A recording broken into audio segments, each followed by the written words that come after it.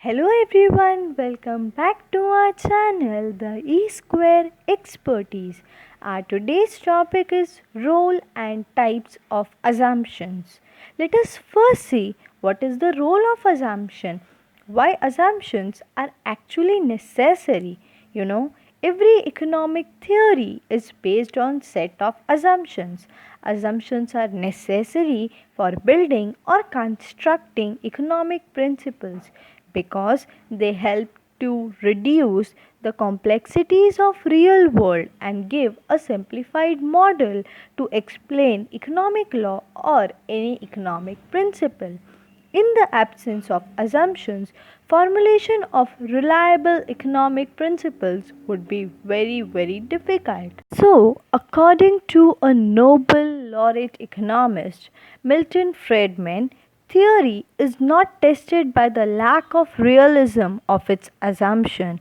Even the assumptions of economic theory are unrealistic.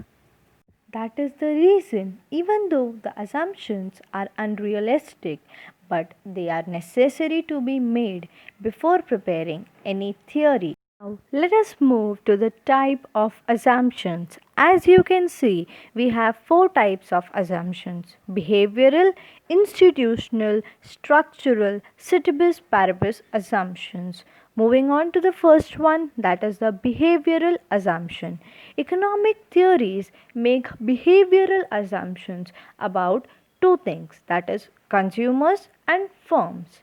In this analysis, all individual, be it a consumer or be it a producer, is assumed to be a rational human being, and a rational consumer always aims at maximizing its satisfaction, which is so obvious. Similarly, on the other part, a rational producer always aims to maximize his profit.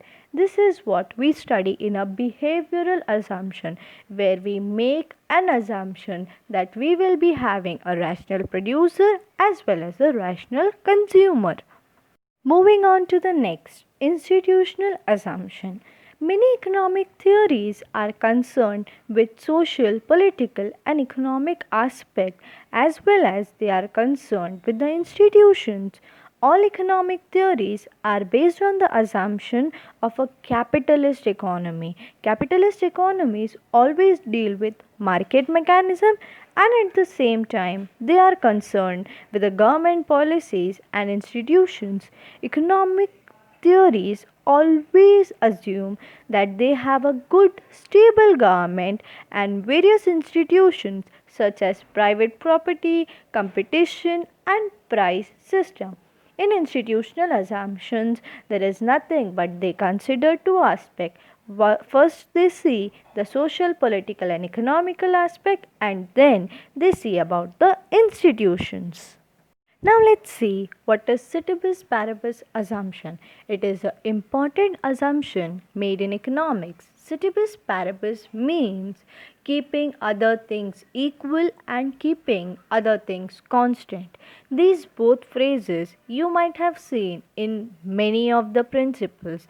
They only mean keeping other things constant.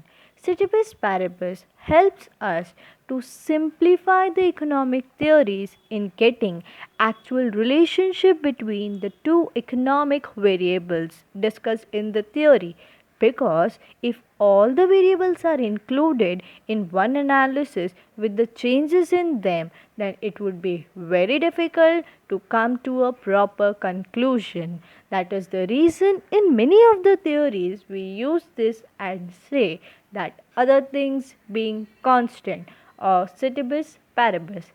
Don't worry, we'll take a simple example for it.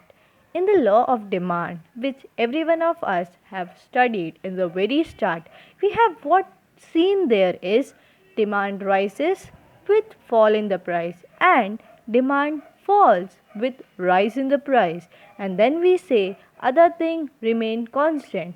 Why do we say that? Because we don't take into consideration taste, habit, prices, income, etc. of the consumer, and that is the reason we use ceteris paribus assumption.